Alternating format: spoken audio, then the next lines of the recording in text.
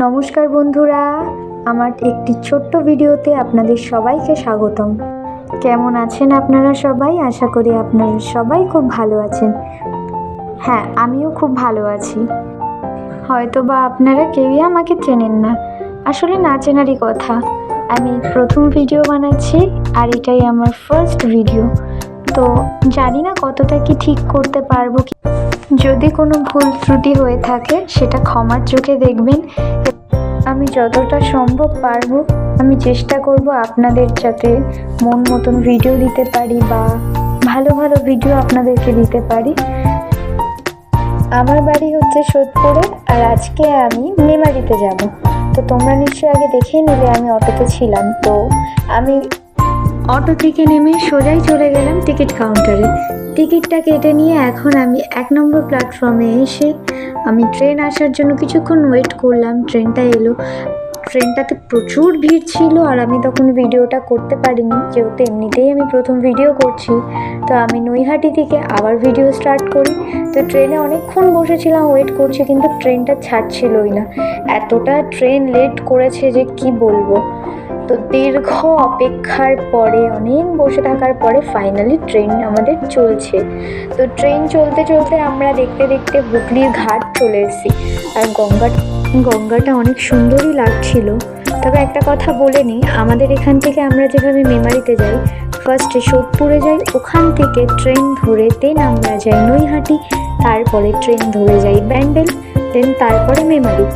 তো যাই হোক, হয়তো আমি অনেক ভিডিও ক্লিপ আমি তুলতে পারিনি, কারণ আমার একটু লজ্জা লাগছিল। আসলে এখানে প্রথম ভিডিও করছি, তো যাই হোক, প্রথমেই তো বলে নিয়েছিলাম অনেক ভুল ত্রুটি হবে, সেটা ক্ষমার চোখে দেখবেন। আজ আমার মনটা ঠিক যতটাই খুশি ঠিক ততটাই খারাপ, কারণ এত দূরের রাস্তা, এই প্রথম আমি আমার বাবাকে ছাড়া একা একা আমাদের দেশের বাড়িতে যাচ্ছি। একা নয়, যদিও মা আছে সঙ্গে, আমার এক কাকাও আছে, তবুও কোথাও গিয়ে একটা মনটা ঠিক খারাপই থাকে। যাই হোক, সেসব কথা না হয় আবার পরে বলবো। তো দেখতে দেখতে না আমরা অনেকটাই চলে এসেছি। তো ট্রেনটা তো বললামই খুব লেট করছে, কতক্ষণ ধরে ট্রেনে বসেই আছি, ট্রেন চলছে না, কখনো চলতে চলতে গিয়ে মাঝ রাস্তায় আটকে যাচ্ছে। জানি না ট্রেনের কি প্রবলেম ছিল সেদিন। অনেকক্ষণ অপেক্ষা করার পরে আমাদের ট্রেন আস্তে আস্তে আস্তে আস্তে ব্যান্ডেল স্টেশনে ঢুকলো। তো এখনও দেখতেই পাচ্ছেন আপনারা সবাই, তো ট্রেনটা আস্তে আস্তে আস্তে আস্তে চলছে। তো এরপরে আমরা ট্রেন থেকে নামবো। ট্রেন থেকে আমাদের নামার সময় হয়ে গেছে। এদিকে না অনেকক্ষণ ট্রেন জার্নি করার মধ্যে না আমার খুব খিদেও পেয়েছিল। ট্রেনে কিছু খেতে ইচ্ছে করছিল না, বাট ভাবছিলাম স্টেশনে গিয়ে কিছু একটা খেয়ে নেব।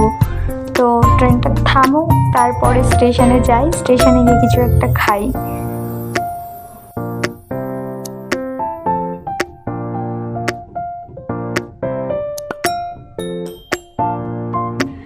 তো আমি তখনই বলছিলাম আমার খুব খিদে পেয়েছিল, যার জন্য আমি স্টেশনে নেমে কিছু খাবার কিনে নিই।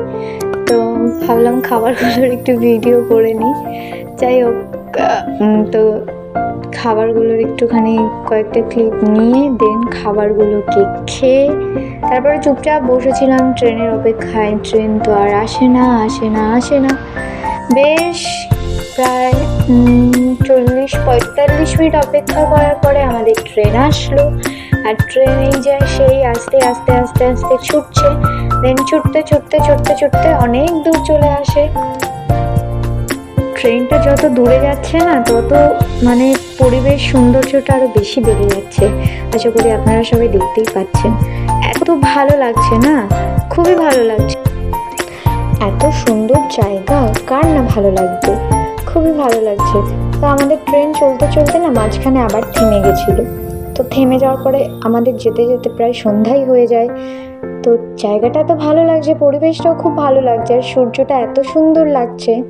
তো কিছুটা ক্যামেরা বন্দি করে নিলাম, ভাবলাম হয়তো আপনাদেরকেও দেখাই। দীর্ঘ অপেক্ষার অবসান ঘটতে চলেছে, কারণ আমরা ফাইনালি মেমারি স্টেশনে এসে পৌঁছেছি। সেই বাড়ির থেকে বেরিয়েছি সকাল 11টার সময়, আর স্টেশনে পৌঁছতে পৌঁছতে 4:30 বেজে গেছে। তো এখনও বাড়িতে যেতে অনেক টাইম, এখনও বাড়ি যেতে যেতে আমাদের সন্ধ্যে 6:30, তো 7টা তো বেজেই যাবে। জানি না কতটা কি আপনাদের সাথে শেয়ার করতে পারবো, কতটা কি আপনাদেরকে দেখাতে পারবো। যাই হোক, ট্রেন থেকে নেমে বাস স্ট্যান্ডে যাওয়ার জন্য আমরা একটা টোটো ধরে নিয়েছি। তো টোটোতে করে যাচ্ছি, দেন তারপরে আমরা বাস ধরবো। তারপরেও আমাদের বাড়ি অনেকটা হেঁটে যেতে হবে। ভিডিওটা বেশি লং করতে পারিনি। নেক্সট ভিডিওতে আমি আরও অনেক কিছু দেখাবো আমাদের গ্রামের।